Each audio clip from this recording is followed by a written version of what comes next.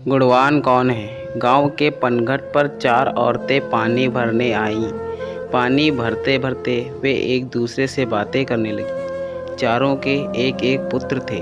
बातों बातों में उन्होंने अपने पुत्रों के गुणों का बखान करना प्रारंभ कर दिया। पहली औरत बोली, मेरा पुत्र बहुत सुरीली बांसुरी बजाता है।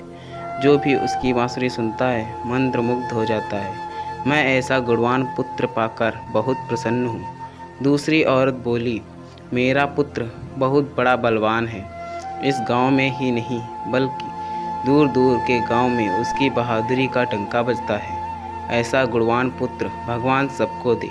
तीसरी औरत कहाँ पीछे रहती, वह बोली, मेरा पुत्र कुशाग्र बुद्धि है। उससे अधिक बुद्धिमान इस पूरे गांव में नहीं। लोग अपनी समस्याएं लेकर उसके पास आते हैं। मैं ऐसा पुत्र पाकर धन्य हो गई। चौथी औरत ने सबकी बातें सुनी लेकिन कहा कुछ भी नहीं। इस पर वे औरतें उससे कहने लगी, बहन तुम भी तो कुछ कहो ना। तुम्हारे पुत्र में क्या गुण है? कोई ना कोई गुण तो उसमें अवश्य होगा। वह औरत बोली, क्या कहूँ बहनों, मेरे पुत्र में तुम्हारे पुत्रों की तरह कोई गुण नहीं।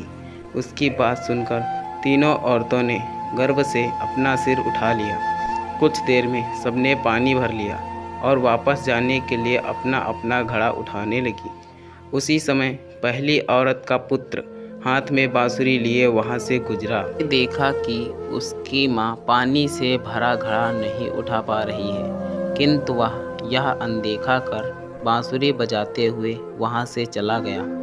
दूसरी औरत का पहलवान पुत्र कुछ ही दूरी पर मंदुम घुमा रहा था। उसकी माँ कुएं से घड़ा उठाकर जैसे ही उतरी, उसका पैर फिसल गया।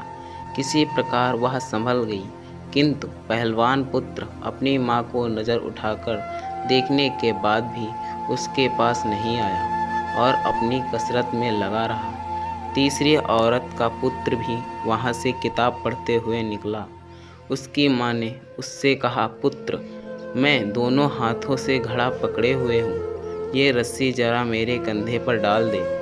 लेकिन वह अपनी माँ की बात अनसुनी कर वहाँ से चला गया। तभी चौथी औरत का पुत्र वहाँ आया। अपनी माँ के सिर पर घड़ा देख वह उसके पास गया और उसके सिर से घड़ा उतारकर अपने सिर पर रखकर चलने लगा। कुएं के पास बैठी एक बुढ़िया यह सब देख सुन रही थी। वह बोल पड़ी, मुझे तो यहाँ बस एक ही गुणवान पुत्र नज़र आ रहा है, वही जो अपने सिर पर घड़ा लिए जा रहा है। माता पिता की सेवा करने वाले पुत्र से गुणवान पुत्र भला कौन हो सकता है? सीख, गुणवान वही है जो अपने माता पिता की सेवा करे और साथ ही सबकी सहायता के लिए तत्पर रहे। आपको यह कहानी अच्छी लगी है तो कृपया इसे लाइक करें और ऐसी ही शिक्षा वाली कहानी देखने के लिए कृपया चैनल सब्सक्राइब करें। Thanks for watching. धन्यवाद।